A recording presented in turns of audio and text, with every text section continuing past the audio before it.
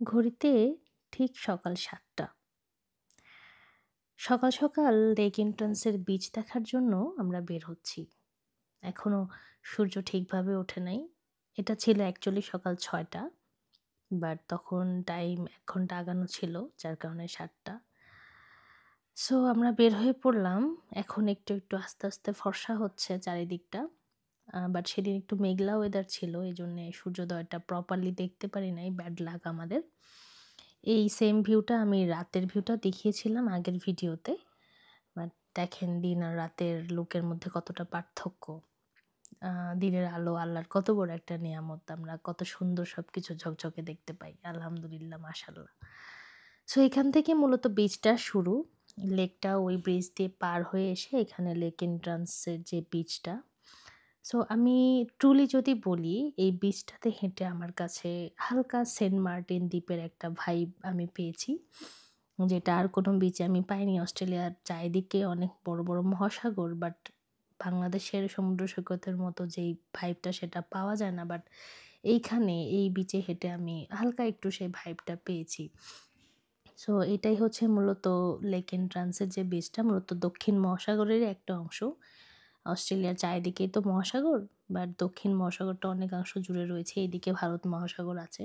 তো এটা দক্ষিণ মহাসাগরের একটা বিচ, এবং এই বিচটা মাঝখান দিয়ে ভূমি তৈরি হয়েছে, এবং ওই পাশে একটা, এবং অপর পাশে একটা লেকের মতো তৈরি হয়েছে, এবং ওই লেকের ধার দিয়েই সমুদ্রের বিচে আর কি যাওয়া যায়। তো এই বিচটাতে প্রচণ্ড ঢেউ ছিল, এবং ঢেউগুলো অনেক বড়, বড়। এই বিচে কেউ নরমালি নামে না। গোসল-টোসল কাউকে করতে দেখা যাচ্ছে না।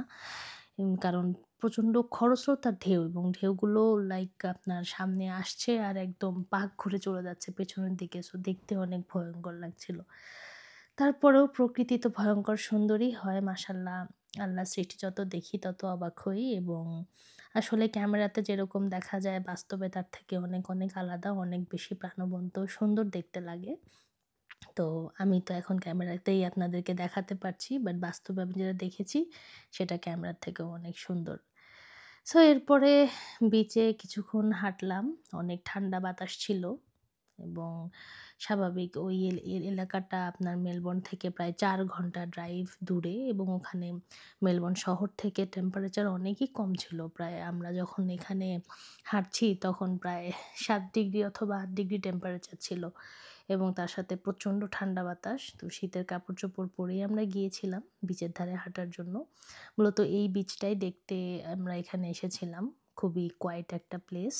সো এখানে অস্ট্রেলিয়ার যে স্ট্রেসফুল লাইফ, লাইক স্টুডেন্টদের জন্য পড়াশোনা, জব সবকিছুর পাশাপাশি মাঝে, মাঝে একটু খোলা জায়গা বা নীরব জায়গায় গিয়ে সময় কাটাতে পারলে মন্দ হয় না। তো তার জন্য সাগরের কিনারের থেকে ভালো জায়গা আর কি হতে পারে? সাগর, পাহাড় এসবই তো মানুষের, যখন মানুষ একদম এক্সহস্টেড হয়ে যায় তখন নিজেকে চিয়ার আপ করার জন্য, ভালো থাকার জন্য প্রাকৃতিক নিয়ামতের চেয়ে বড় আর কি হতে পারে? তো এটা হচ্ছে একটা রিসর্ট, এবং এদিক থেকে আমরা এখন ব্যাক করছি। সো সামনে কিছু আমরা জাহাজ দেখতে পাচ্ছি। এগুলো মূলত ফিশিং জাহাজ। এখানে যে লোকাল ওজিরা থাকেন তারা এইসব জাহাজ নিয়ে আ মাছ ধরতে যায়। লাইক এই সমুদ্রেই তারা শখের বশে মাছ ধরে। এখানে কোনো লাইক বাণিজ্যিক কোনো কারবার আমি দেখিনি। এখানে যেটুকু দেখলাম যে তারা শখের বশে মাছ ধরতে যায়।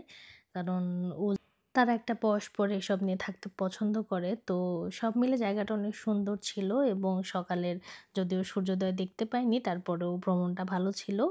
এখন আমরা ফিরছি, এবং এরপরে আরেকটা স্পটে ঘুরতে যাব, এবং সেটারও বিভিন্ন চিত্র তুলে ধরার চেষ্টা করব। আসসালামু আলাইকুম সবাইকে।